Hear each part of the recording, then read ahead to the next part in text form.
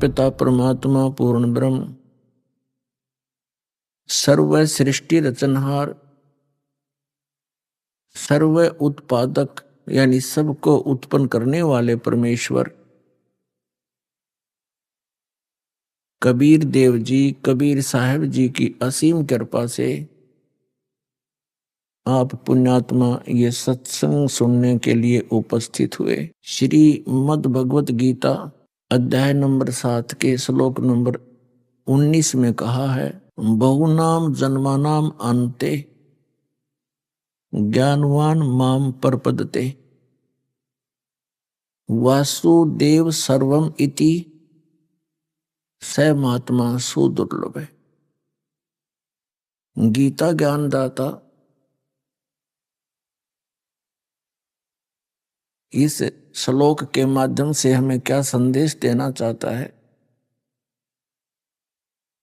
कि जिन साधकों के विषय में श्रीमद् भगवत गीता अध्याय नंबर 7 के श्लोक नंबर 12 से 15 तक ज्ञान दिया है, वो तो बताया है कि तीनों गुणों की जो साधना करते हैं, रजगुण ब्रह्मा, सतगुण विष्णु, तमगुण शिव जी की जो पूजा करते हैं, उनके विषय में तो उसमें स्पष्ट किया है कि वो मोक्षदायक नहीं है।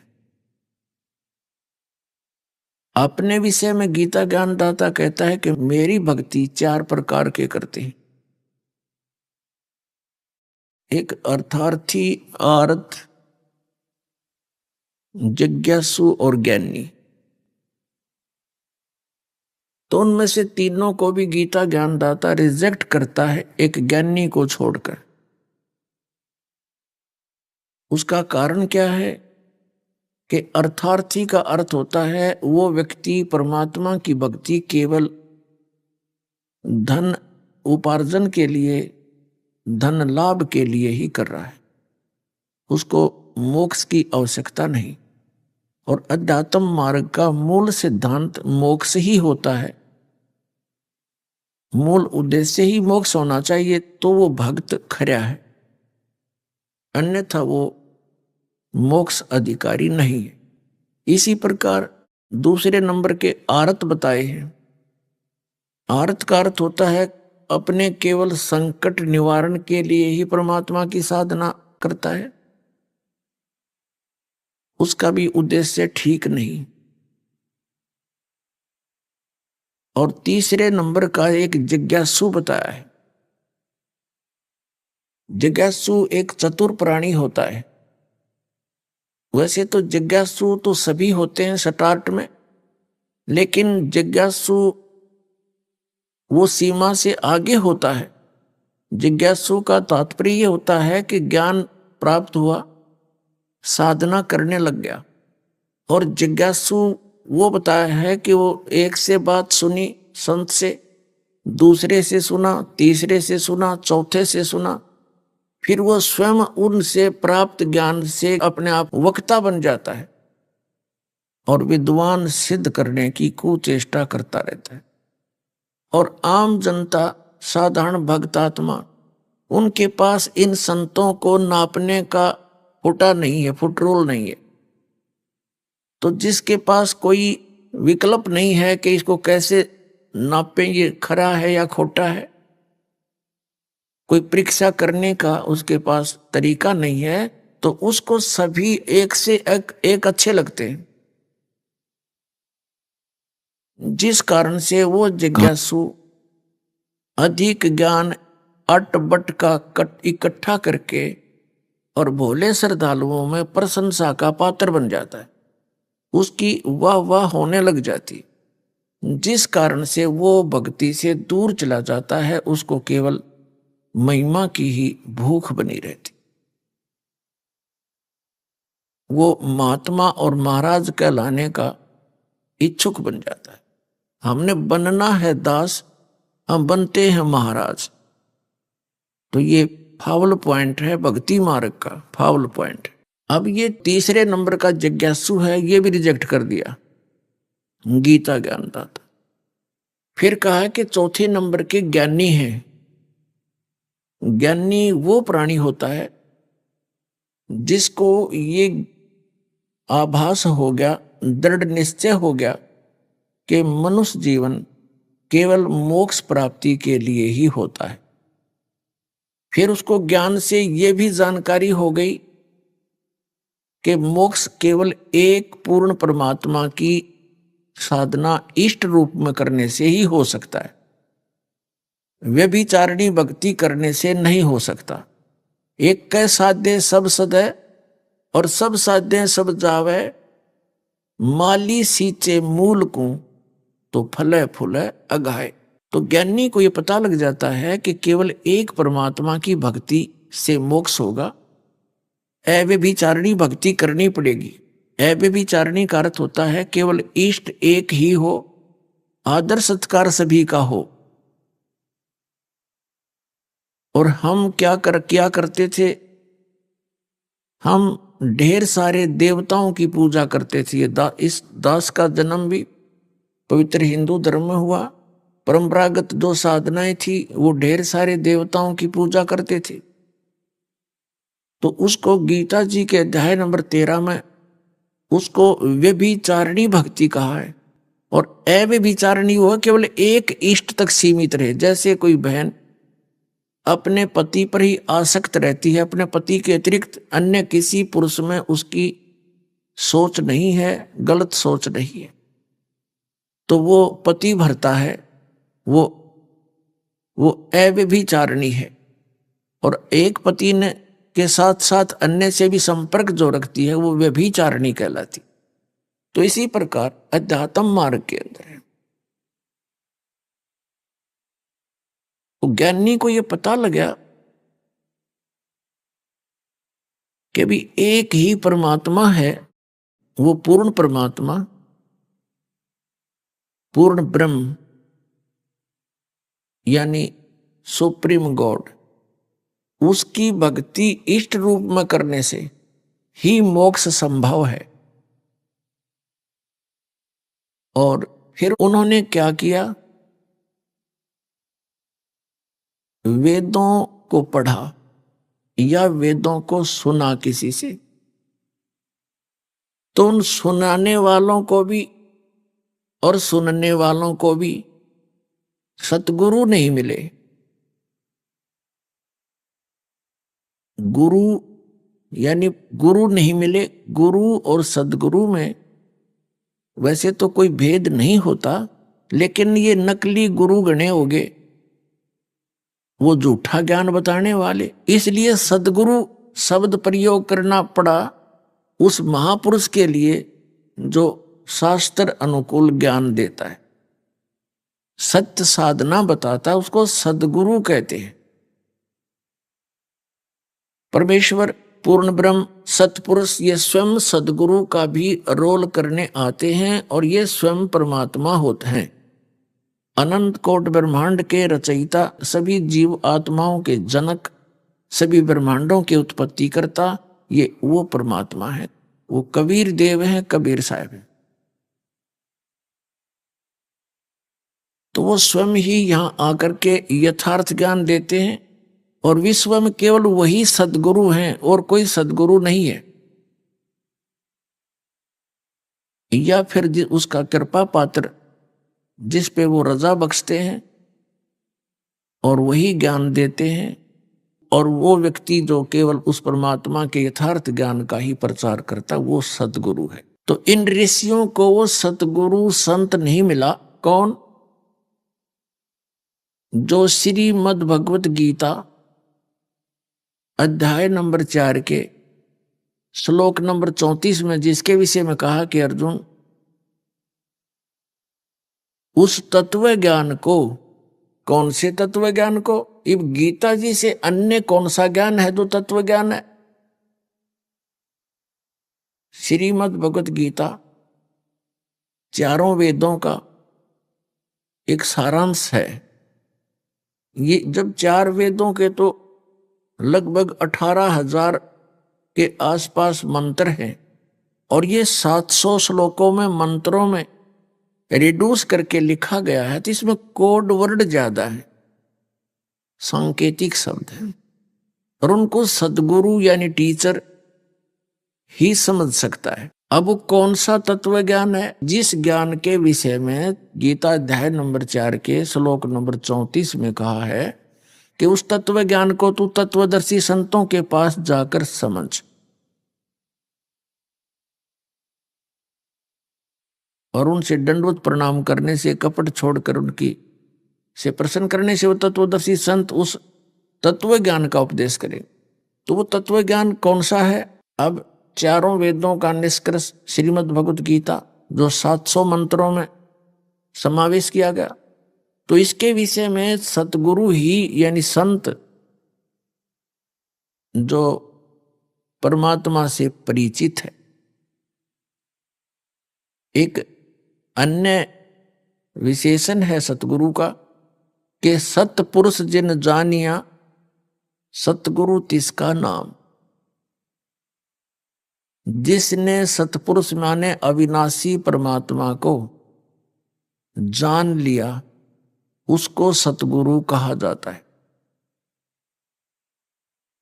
तो यहां जो गीता और वेदों वाला ज्ञान तो गीता में है ही, और गीता ज्ञान दाता स्वयं बोल रहा है कि उस ज्ञान से, जो तत्व ज्ञान है, उससे मैं परिचित नहीं।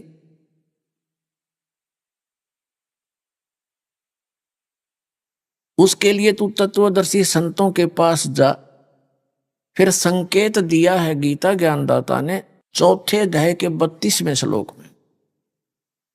उसमें कहा है कि सच्चिदानंद घन ब्रह्म ने, यानी उस सतपुरुष ने, अविनाशी परमेश्वर ने, उस अविनाशी परमात्मा ने अपने मुख कमल से यहां पृथ्वी लोक पर आकर अपने मुख कमल से जो वाणी बोली है, उस सच्चिदानंद घन ब्रह्म की वाणी में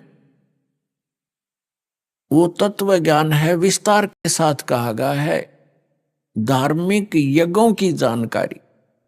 यज्ञ माने धार्मिक अनुष्ठान, जैसे एक धर्म यज्ञ, हवन यज्ञ, प्रणाम यज्ञ, ज्ञान यज्ञ, ऐसे ये ध्यान यज्ञ।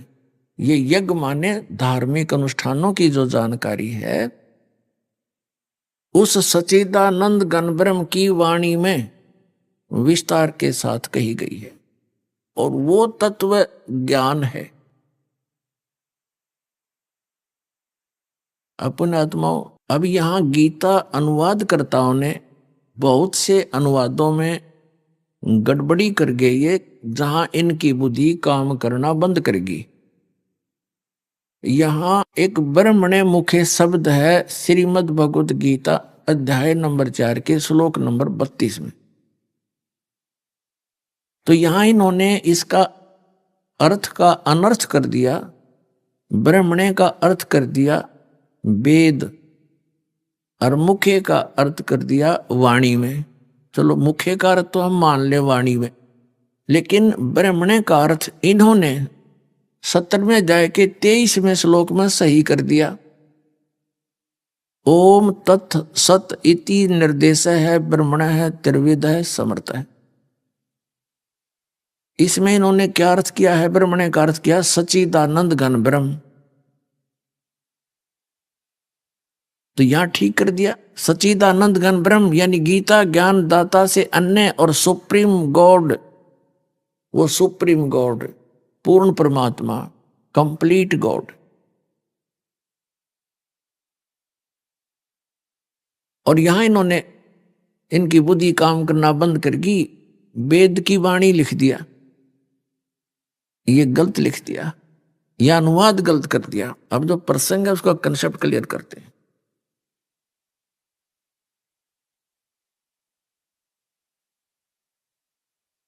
देखिएगा श्रीमद् भगवत गीता,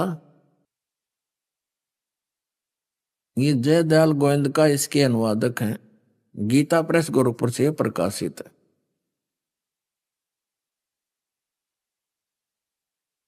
गीता प्रेस गोरखपुर से।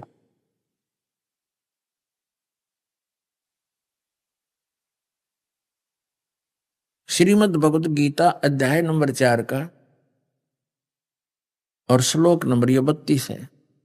इसमें यह लिखा है ब्रह्मणे मुखे एवं बहुविधा यज्ञा वितता ब्रह्मणे मुखे कर्मजान विदितान सर्वान एवं ज्ञातवा विमोक्ष्यसे। अब यह इन्होंने इसका अर्थ कर दिया कि इस प्रकार बहुत प्रकार के यज्ञ धार्मिक अनुष्ठान यहां लिख दिया ना, वेद की वाणी में विस्तार के साथ कहे गए। यहां लिखना था सच्चिदानंद घन ब्रह्म की वाणी में। अब हम आते हैं अध्याय नंबर 17 श्रीमद् भगवत गीता, और ये 23 मंत्र है। इसमें क्या लिखा? इसमें ब्रह्मणे शब्द है ओम तत्सत, ओम तत्सत इति निर्देश है। ब्रह्मण त्रिविद है समर्थ, ब्राह्मणा तेन वेदा च यगा च विहिता पुरा। अब यहां इसका अनुवाद इन्होंने सही कर दिया, ओम का अर्थ ओम, तत् का तत्, सत का सत, क्योंकि ये सांकेतिक है दोनों शब्द। ऊपर वाला तो सार्वजनिक है ओम। तो ऐसे यह 3 प्रकार का सच्चिदानंद घन ब्रह्म का नाम कहा है। ब्रह्मण माने सच्चिदानंद घन ब्रह्म। अपने आत्माओं, अब हम चौथे अध्याय के 32वें श्लोक में पुनः आते हैं। अब ये बहुत आसानी से समझ में आ जाएगा कि वो तत्व ज्ञान जो है वो सच्चिदानंद घन ब्रह्म ने अपने मुख कमल से बोला है, और वो उस परमात्मा की वाणी है। सच्चिदानंद घन ब्रह्म की वाणी जो उसने स्वयं आकर पृथ्वी पर बोली होती है, उसके अंदर यज्ञ माने धार्मिक अनुष्ठानों की जानकारी विस्तार के साथ कही गई है।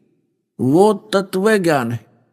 अब गीता ज्ञानदाता चौथे अध्याय के 34वें श्लोक में कहता है कि उस ज्ञान को तू तत्वदर्शी संतों के पास जाकर समझ, उनको दंडवत प्रणाम करने से और कपट छोड़कर प्रसन्न करने से वो उस तत्व ज्ञान से परिचित महात्मा संत जन तुझे उस तत्व ज्ञान का उपदेश करेंगे। इति सिद्धम कि उस ज्ञान से वेद ज्ञान दाता तथा गीता ज्ञान दाता परिचित नहीं है। तो इससे सिद्ध है कि वो वेदों में भी नहीं है और गीता से भी बाहर का है। अब उसके लिए उसने ऑप्शन छोड़ दिया है कि तत्वदर्शी संत की खोज कर। अब यही प्रमाण यजुर्वेद अध्याय नंबर 40 के श्लोक नंबर 10 से लेकर 12 तक है। इस कंसेप्ट को क्लियर करते हैं। इससे एक तो ये समाधान हो जाएगा शंका का, एक तो ये समाधान होगा कि वेदों वाला ज्ञान ही गीता जी के अंदर है, और इस गीता बोलने वाले भगवान ने, यानी इस काल भगवान ने, जो 11वें अध्याय के 32वें श्लोक में कहता है कि मैं काल हूं अर्जुन, और सबको खाने के लिए, नाश करने के लिए अब प्रवृत्त हुआ हूं। तो वो श्री कृष्ण जी नहीं थे। श्री कृष्ण में प्रवेश करके ये काल बोल रहा था ब्रह्म, जिसको सरपुरुष भी कहते हैं। तो इसने थोड़ी सी अटकल लगाई है युद्ध कराने के लिए, जो वेदों से भी हटकर कुछ अपनी अटकलबाजी की है, तो वो सूक्ष्म वेद से, सूक्ष्म वेद से स्पष्ट हो जाती है कि इसने यहां तिगड़मबाजी गलत की है। तो वेदों वाला जो ज्ञान है वो गॉड गिवन है। गॉड गिवन मीन उस पूर्ण परमात्मा ने, सच्चिदानंद घन ब्रह्म ने, सतपुरुष ने, अविनाशी परमात्मा ने इस सरपुरुष यानी काल के अंतःकरण में ये कंप्लीट स्पिरिचुअल नॉलेज यानी पूर्ण अध्यात्म ज्ञान फीड कर दिया था, और उसका समय निर्धारित कर दिया था कि इतने समय उपरांत ये अपने आप इसकी श्वासों से बाहर आ जाएंगे। ऐसा ही हुआ। अब जैसे एक मोबाइल से दूसरे मोबाइल में कोई आपस में वायर कनेक्शन भी नहीं है, और पूरी की पूरी सत्संग के सत्संग चले जाते हैं 20-20 घंटे, ऐसे फिक्स कर दिया मालिक, और समय आने पर उसका निर्धारित कर दिया। जैसे माता को गर्भ रहता है, 9-10 महीने के बाद के अंदर वो फिर तुरंत बाहर अपने ऑटोमेटिकली आ जाता है, उसमें कोई बाधा नहीं हो सकती। ऐसे इसका निर्धारित किया। तो इसने कंप्लीट उस ज्ञान को पढ़ा, इसने उस पोर्शन को नष्ट कर दिया, उस ज्ञान को नष्ट कर दिया जिसकी हमें जरूरत थी और जिससे उस परमात्मा की पूर्ण जानकारी थी। तो इसने यहां हमें धोखे में रखा हुआ है प्रत्येक पॉइंट पर इसने हमें विवश कर रखा है और मिसगाइड करके हमें फंसा रखा है। इस काल भगवान ने हमारी दुर्गति कर रहा है। और उस ज्ञान का यदि पहले ही ऋषि महर्षि जिन्होंने हजार हजार वर्षों तक शरीर गाल दिए, उन पुण्यात्माओं को यो ज्ञान हो जाता तो वो क्यों डले डोते? सिद्धियां प्राप्त होगी, भगवान मिला नहीं, अपना 84 लाख योनियों में धक्के खाते रहे। इसने वो ज्ञान निकाल दिया और शेष ज्ञान इसने अपने पुत्र ब्रह्मा जी को दे दिया, रजगुण ब्रह्मा को। सागर मंथन के दौरान ऐसे प्लेट के ऊपर, जैसे बहुत कमल के फूल के ऊपर रखकर इसके सामने रख दिए। अब यहाँ ये प्रसंग उठता है जो वर्तमान के जो विज्ञान के तोड़े हुए है ना, विज्ञान में टूटे पड़े हैं, यानी वो अपनी बुद्धि वैज्ञानिक दृष्टिकोण से सोचकर बहुत कुछ अध्यात्म मार्ग में काट छांट आलोचना विषय बनाते हैं। तो वो कहते हैं उस समय कागज कहाँ से आ गया? जो परमात्मा पृथ्वी बना सकता है, सितारे चांद बना सकता है और इनको बगैर किसी सपोर्ट के घुमा सकता है, इतने सुंदर ये शरीर बना सकता है, पेड़ पौधे बना सकता है, तो उसका कागज भी एक अलग से ही होगा, वो कुछ भी बना सकता है। तो जब तक हम जीव संज्ञा से सोचांगे तो हमारी अटपट बुद्धि बनी रहेगी, ऐसा नहीं, ऐसे कैसे, ऐसे कैसे। अध्यात्म मार्ग में और परमात्मा के विज्ञान में इम्पॉसिबल वर्ड नहीं है। ये पल्ला गांठ लगा लो अगर अध्यात्म मार्ग में आगे बढ़ना है। जब परमात्मा के सामने भी कोई चीज इम्पॉसिबल है तो भगवान ही नहीं है वो, फिर तो हमारे जैसा जीव ही है, हमसे थोड़ा तगड़ा होगा, इतनी से अंतर है। वो ब्रह्मा ने फिर इनको पढ़ा, जैसा उसने देखा समझा, उसी को फिर आगे अपने वंशज इन ब्राह्मणों को दे दिया, ऋषियों को। उसी के ऊपर फिर ये आप पर निष्कर्ष कर करके जैसा इन्होंने समझा वैसा ही वो करके अपनी साधनाएं करते रहे।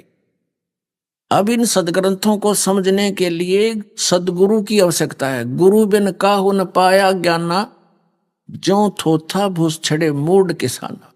गुरु बिन वेद पढ़े जो प्राणी, और समझे ना सार रहे अज्ञानी। तो ये ऋषि सारे अज्ञानी रह गए सदगुरु ना मिलने से। और वो दयालु सदगुरु चारों युगों में आए परमात्मा सदगुरु बनकर, कबीर परमात्मा, कबीर देव, कबीर साहेब, जो काशी के अंदर जुलाहा धाणक की भूमिका करके 120 वर्ष भूमिका करके और जगत गुरु की भूमिका करके सह शरीर आए थे, सह शरीर लौट गए थे। वो परमात्मा है, वो स्वयंभू मालिक है, उनका कोई जनक नहीं है, वो सबके जनक है। तो उनकी इन्होंने मानी नहीं,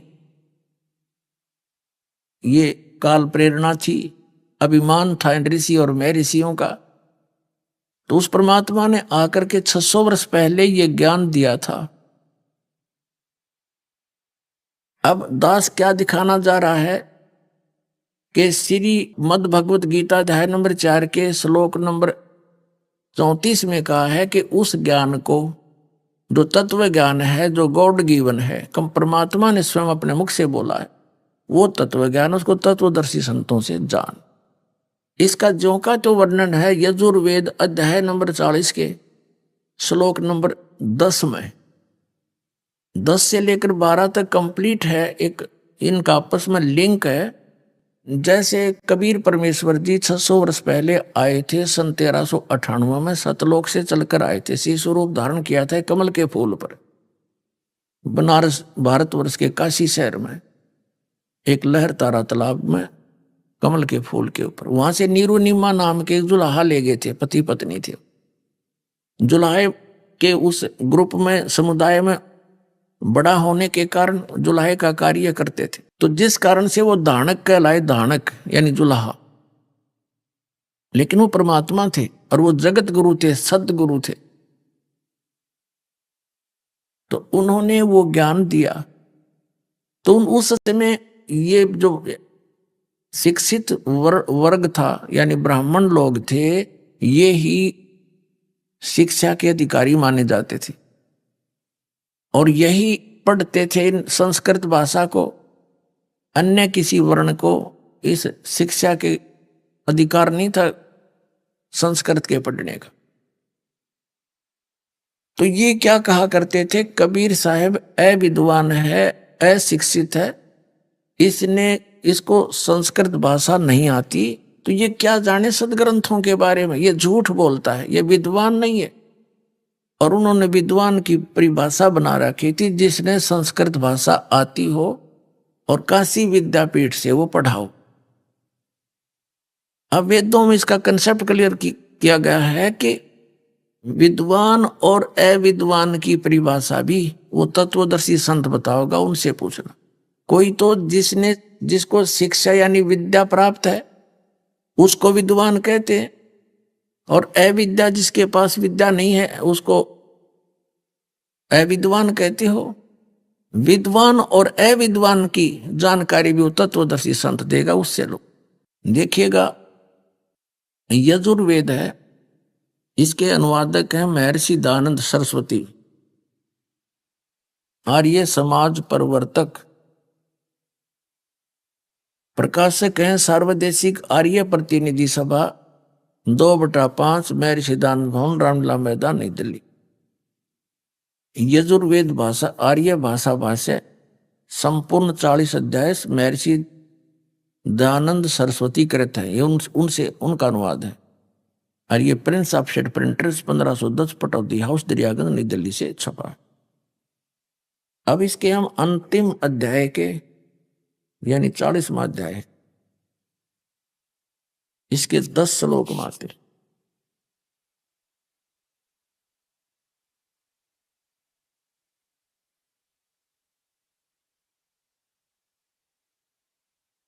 ये 44वां अध्याय है, यजुर्वेद भाषे, और इसका हम 10वां मंत्र पढ़ते हैं।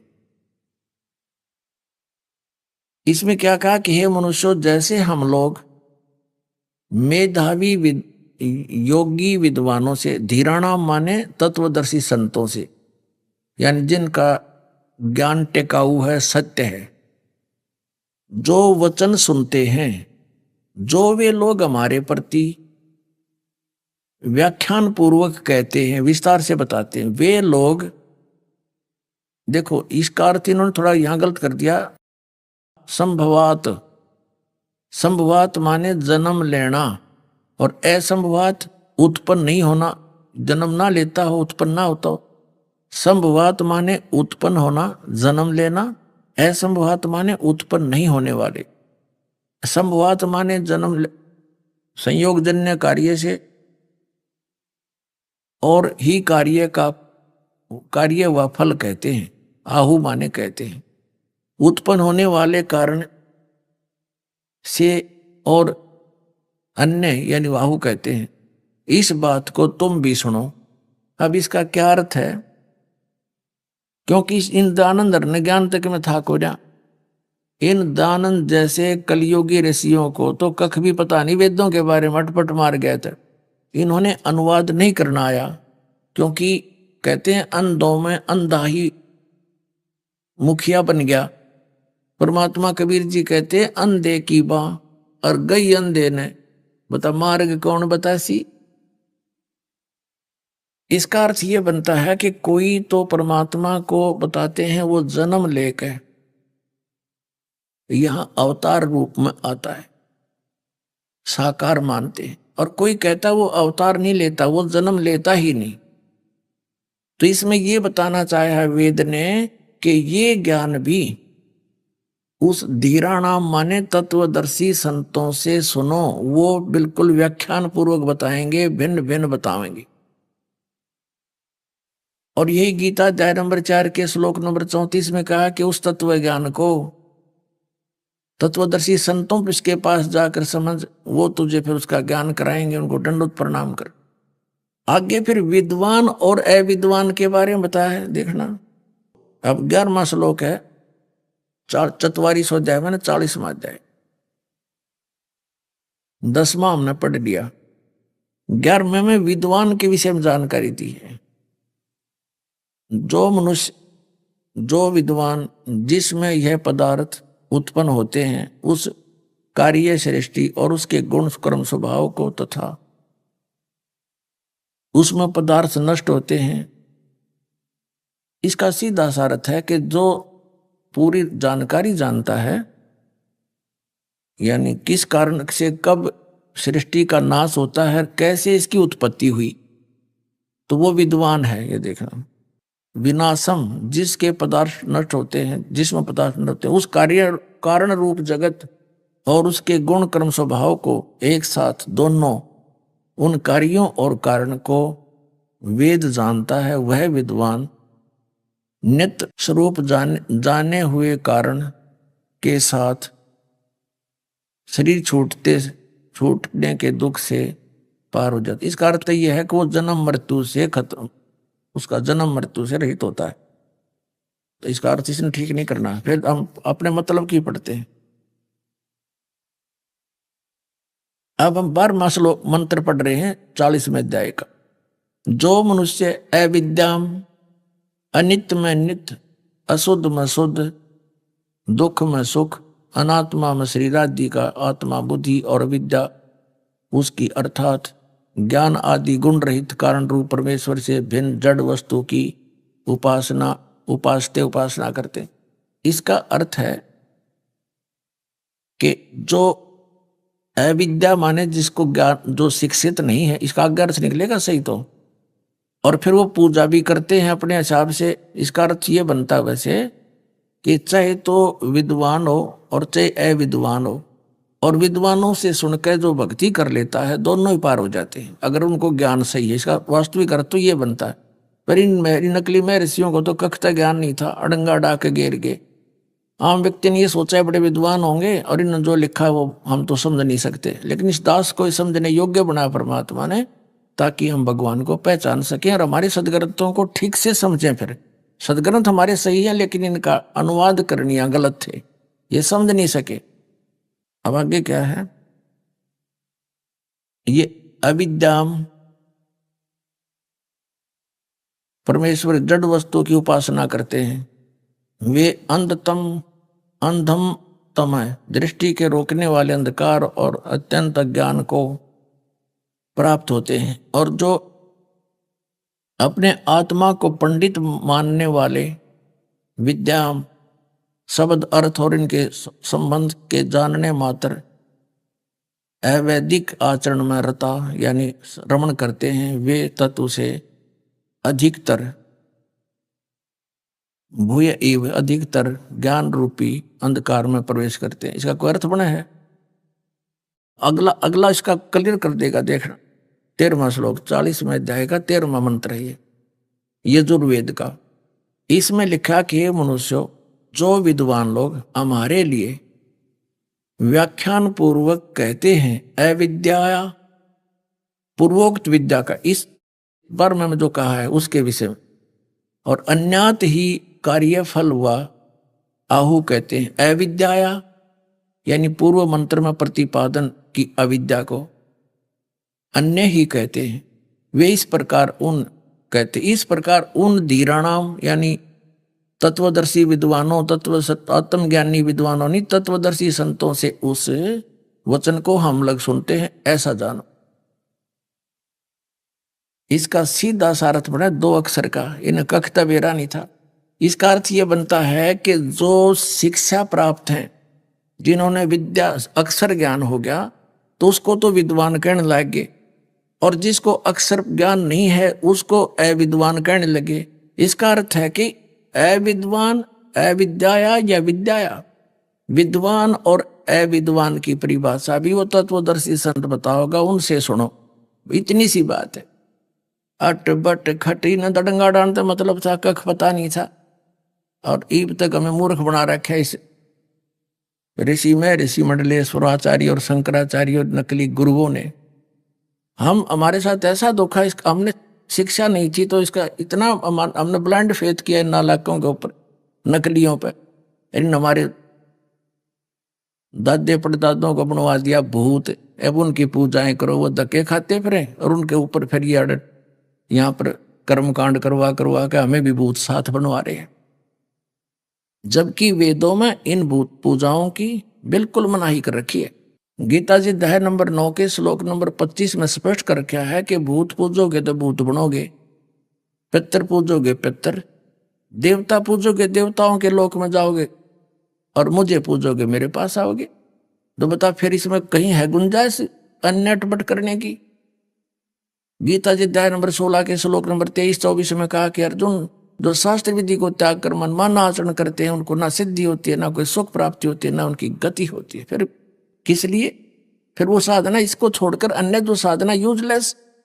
इससे तेरे लिए अर्जुन कर्तव्य और अकर्तव्य की व्यवस्था में, यानी कौन सी साधना करनी चाहिए और कौन सी नाश करनी चाहिए, सदग्रंथों को प्रमाण करना, किसी और की दंत कथा पर विश्वास मत कर। अब हम अपने प्रसंग पर आते हैं कि श्रीमद् भगवत गीता वाला ज्ञान ही चारों वेदों से संग्रहित है, संक्षिप्त रूप में है। एक तो ये स्पष्ट हो गया कि गीता अध्याय नंबर 4 के श्लोक नंबर 34 में कहा कि उस तत्व ज्ञान को जो परमात्मा ने स्वयं आकर बोला है, उस तत्व ज्ञान को तू तत्वदर्शी संतों से समझ, वो बतावेंगे। और वो परमात्मा स्वयं आकर वो ज्ञान देता है, अच्छी आत्माओं को मिलता है। और फिर यजुर्वेद अध्याय नंबर 40 के ही श्लोक नंबर 15 में, मंत्र नंबर 15 में कहा है कि मेरा एक ओम नाम है, गीता ज्ञानदाता कहता है। वैसे वेद ज्ञान मालिक ने इस काल को दिए, ब्रह्म के अंतःकरण में फीड कर दिए, और जो भी वार्ता मालिक ने उचित समझी उसी तरीके से लिख दिया कि इसकी तरफ से ये प्रश्न और मेरी तरफ से ये उत्तर।